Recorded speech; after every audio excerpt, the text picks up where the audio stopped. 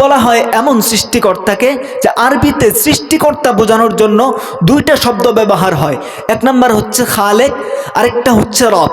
খালেক বলা হয় যিনি সৃষ্টি করেছেন তারপর ছেড়ে দিয়েছেন, তার আর কোনো দায়িত্ব নাই, শুধুমাত্র সৃষ্টি করা পর্যন্তই তার দায়িত্ব, তারপর ছেড়ে দিয়েছেন, তারপর তার আর কোনো দায়িত্ব নাই।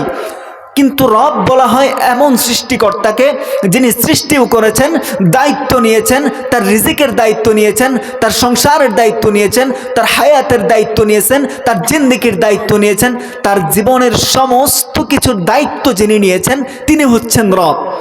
তো আল্লাহ রব্বুল আলামিন প্রথমত আমাদেরকে সৃষ্টি করেছেন, তারপর আমাদের সকলের, শুধুমাত্র মানব জাতি না, এই পৃথিবীর বুকে যত পশু আছে, যত পাখি আছে, যত হাইওয়ানাত আছে, যত নাবাতাত আছে, জামাদাত আছে, সমস্ত কিছুর সৃষ্টিকর্তাও আল্লাহ রব্বুল আলামিন এবং সমস্ত কিছুর পালনকর্তাও আল্লাহ রব্বুল আলামিন। এজন্য আল্লাহ রব্বুল আলামিন 12 নম্বর পারার প্রথম আয়াতের মধ্যে বলেছেন, ওয়ামা মিন দাব্বাতিন ফিল আরদি ইল্লা আলাল্লাহি রিজকুহা ওয়া ইয়ালামু মুস্তাকাররাহা ওয়া মুস্তাওদাআহা। যে আল্লাহ রব্বুল আলামিন এই ভূখণ্ডের মধ্যে, এই জমিনের উপরে এমন কোনো বিচরণশীল প্রাণীর সৃষ্টি করেন নাই যে প্রাণীর রিজিক আল্লাহ রব্বুল আলামিন তার দায়িত্বে নেন নাই, এবং সেই রিজিক তার যেখানে পাওয়ার কথা আল্লাহ রব্বুল আলামিন তাকে সেখানে নিয়ে সেই রিজিক দান করেন। তো প্রথমত আল্লাহ রব্বুল আলামিন আমাদেরকে সৃষ্টি করেছেন, এরপর আল্লাহ রব্বুল আলামিন আমাদের সমস্ত রিজিক এবং আমাদের জীবনের দায়িত্ব নিয়েছেন। তো যে আল্লাহ আমাদেরকে সৃষ্টি করলেন, যে আল্লাহ আমাদের দায়িত্ব নিলেন, সমস্ত প্রশংসা সেই আল্লাহর হবে না তো হবে কার? এবং এই আয়াতের মধ্যে আল্লাহ রব্বুল আলামিন আমাদেরকে দুইটা শিক্ষা দিয়েছেন। প্রথম শিক্ষা হচ্ছে যে পৃথিবীর বুকে আমরা বাহ্যিকভাবে যত বড় কিছুই করি না কেন, যত কিছুই করি না কেন, আমরা মূলত সেগুলোর শুকরিয়া পাওয়ার যোগ্য না, সেগুলোর সুনাম সুখ্যাতি প্রশংসা পাওয়ার যোগ্য না। সমস্ত কিছুর প্রশংসা কেবলমাত্র আল্লাহ রব্বুল আলামিন। আমরা যদি কোনো ভালো কাজ করেও থাকি, এটা আল্লাহ রব্বুল আলামিনের তৌফিক পেয়ে আমরা করেছি, এই কারণে ভালো কাজতে করতে পেরেছি, এ কারণেও আল্লাহ রব্বুল আলামিনের শুকরিয়া আদায় করতে হবে। তো আল্লাহ রব্বুল আলামিন আমাদেরকে বোঝাইলেন, দুনিয়ার জমিনে তোমরা যদি ভালো কোনো কাজ করতে পারো, সেটা নিয়ে গর্ব, সেটা নিয়ে দম্ভ, সেটা নিয়ে অহংকার করো না, কেননা তোমাদের প্রশংসা পাওয়ার মতো কোনো যোগ্যতা নাই। সমস্ত প্রশংসা কেবলমাত্র আল্লাহ রব্বুল আলামিনের। এরপর আল্লাহ রব্বুল আলামিন এই আয়াতের মধ্যে রব্বুল আলামিনের মধ্যে আরেকটা শিক্ষা দিয়েছেন। সেই শিক্ষাটা কি, যে দুনিয়ার বুকে মানুষ যত কষ্টেই থাকুক, তার যত বিপদই থাকুক, তাকে মনে করতে হবে আমার একজন রব আছে, আমার একজন সৃষ্টিকর্তা আছে, আমার একজন পালনকর্তা আছে, যিনি সব সময় আমার দায়িত্ব গ্রহণ করেন, যিনি সব সময় তার দৃষ্টির মধ্যে আমি রয়েছি, তার নেগাহবানের মধ্যে আমি রয়েছি, তিনি আমাকে পরিচালনা করতেছেন, আমার জীবনের সমস্ত কিছুর সিদ্ধান্ত তিনি নিচ্ছেন, আমার জীবনের জন্য যা কিছুই হচ্ছে সব কিছু ভালোর জন্য হচ্ছে, সব কিছুর জন্য আমি আল্লাহ রব্বুল আলামিনের শুকরিয়া আদায় করছি, এবং সমস্ত কিছু আল্লাহ রব্বুল আলামিন আমাকে দান করছেন, এবং আল্লাহ রব্বুল আলামিন যে আমাকে দান করছেন এটার জন্য আল্লাহ রব্বুল আলামিনের শুকরিয়া, এবং আমি যেটা পাচ্ছি না, যেটা আমার দ্বারা হচ্ছে না, সেটার জন্য আল্লাহ রব্বুল আলামিনের শুকরিয়া আদায় করতে হবে। হতাশ হওয়া যাবে না। আল্লাহ রব্বুল আলামিন বান্দাদেরকে বলেছেন, তোমরা কখনো হতাশ হও না, লা তাহসান ইন্নাল্লাহা মাআনা, যে তোমরা কখনো হতাশ হও না, তোমাদের সাথে আল্লাহ রব্বুল আলামিন আছেন। তো বান্দাদেরকে আল্লাহ রব্বুল আলামিন হতাশ হতে নিষেধ করেছেন। কিন্তু আমরা বর্তমান জামানায় বড় হতাশ, কারো ভালো রেজাল্ট হচ্ছে না তো সে বড় হতাশ, আত্মহত্যা করে বসতেছে। কারো ভালো বাড়ি হচ্ছে না, সে বড় হতাশ, আত্মহত্যা করে বসতেছে, আমার ভালো বাড়ি নেই। কারো ভালো গাড়ি নেই, সে আত্মহত্যা করে বসতেছে যে আমার ভালো গাড়ি নেই।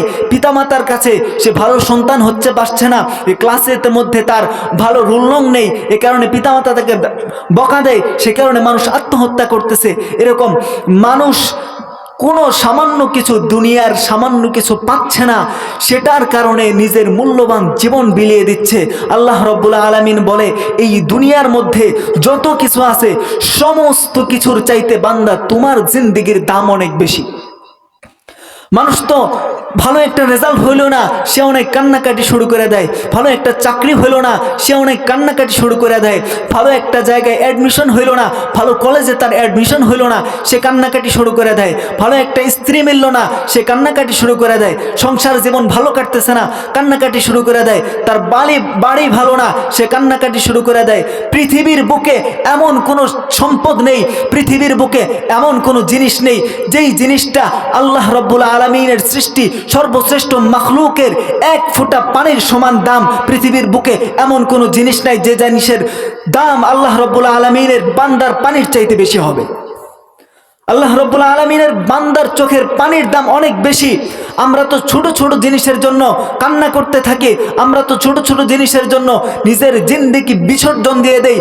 সামান্য জিনিসের জন্য আমরা কান্না করি, সামান্য জিনিসের জন্য আমরা নিজের জীবন বিসর্জন দিয়ে দিচ্ছি। অথচ আল্লাহ রাব্বুল আলামিন আমাদের দায়িত্ব নিয়েছেন, আল্লাহ রাব্বুল আলামিন আমাদের দায়িত্ব নিয়েছেন, আমাদেরকে প্রতিপালিত করছেন। এবং আল্লাহ রাব্বুল আলামিন এর সান্ত্বনাও দিয়েছেন যে তোমরা সব সময় আমার শুকরিয়া আদায় করো এবং দুনিয়ার জমিনে তোমরা আমার শুকরিয়া আদায় করে চলতে থাকো এবং তোমরা সাহস নিয়ে চলতে থাকো যে আল্লাহ রাব্বুল আলামিন আমাদেরকে দেখাশোনা করছেন। তো আমাদের জীবনের জন্য যা যখন হচ্ছে সবকিছু আমাদের ভালোর জন্যই হচ্ছে। এজন্য হতাশ হওয়া যাবে না যে জীবনে ভালো একটা চাকরি হয় নাই, আমার জীবন মনে হয় শেষ, আমি আর জীবনে কিছু করতে পারবো না। আমার ভালো বাড়ি নেই, আমি কিছু করতে পারবো না। আমার ভালো গাড়ি নেই, আমার জিন্দিগি মনে হয় শেষ, আমার জীবনের কোনো দাম নেই। আমার ভালো সংসার নেই, আমার জিন্দিগির কোনো দাম নেই। বাবা, দুনিয়ার জমিনে আপনার জিন্দিগির দাম না হইতে পারে, কিন্তু আল্লাহ রাব্বুল আলামিনের দরবারে আপনার জিন্দিগির বড় দাম। আল্লাহ রাব্বুল আলামিনের দরবারে আপনার হায়াতের বড় দাম, আপনার চোখের পানির বড় দাম। আপনি দুনিয়াতে কার জন্য কান্না করবেন? কান্না করতে করতে জিন্দিগি শেষ করে দিবেন, কিন্তু সেই কান্না যার জন্য করতেছেন সে বুঝবে না। কিন্তু আল্লাহ রাব্বুল আলামিনের জন্য এক ফোঁটা চোখের পানি যদি আল্লাহ রাব্বুল আলামিনের দরবারে কবুল করাইতে পারেন, কিয়ামতের দিন এক ফোঁটা পানির বদৌলতে আল্লাহ রাব্বুল আলামিন আপনার জীবনের সমস্ত গুনাহ খাতা মাফ করে দিতে পারে। এজন্য জিন্দেগি নিয়ে কখনো হতাশ হওয়া যাবে না। আল্লাহ রাব্বুল আলামিন আমাদেরকে যা দিয়েছেন সেটার উপর শুকরিয়া আদায় করতে হবে। যেটা দেন নাই সেটার জন্য ভালো ভেবে সেটার জন্য শুকরিয়া আদায় করতে হবে। যেগুলো ভালো দিক আছে এর চাইতে খারাপ দিক আল্লাহ রাব্বুল আলামিন কখনো আমাদেরকে বেশি দেন নাই। এজন্য আমাদের যা দিয়েছেন সেটার উপর শুকরিয়া আদায় করতে হবে। সমস্ত প্রশংসা, সমস্ত শুকরিয়া একমাত্র কার জন্য? একমাত্র আল্লাহ রাব্বুল আলামিনের জন্য। সূরাতুল ফাতিহার দ্বিতীয় আয়াত হচ্ছে আর রহমানির রহিম। প্রথমে তো বলেছেন সমস্ত প্রশংসা আল্লাহ রাব্বুল